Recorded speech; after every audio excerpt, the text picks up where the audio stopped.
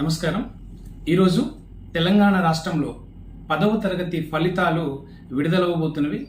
చాలామంది విద్యార్థులు ఒత్తిడికి లోనవుతుంటారు. అదే రకంగా పేరెంట్స్ కూడా ఒత్తిడికి లోనవుతూ ఉంటారు. ఇక్కడ పరీక్షల్లో తప్పిపోతే, పరీక్షల్లో మార్కులు తక్కువ వస్తే ఆందోళన చెందవలసిన అవసరము ఏమీ ఉండకూడదు.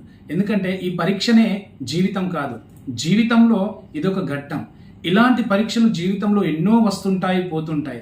అంత మాత్రాన క్షణిక ఆవేశానికి లోనయ్యి జీవితాన్ని ముగింపు చేసుకుందామనేటటువంటి ఆలోచనలో పిల్లలు పడకూడదు. అలానే పేరెంట్స్ వాళ్ళకి ఒత్తిడి చేయకూడదు.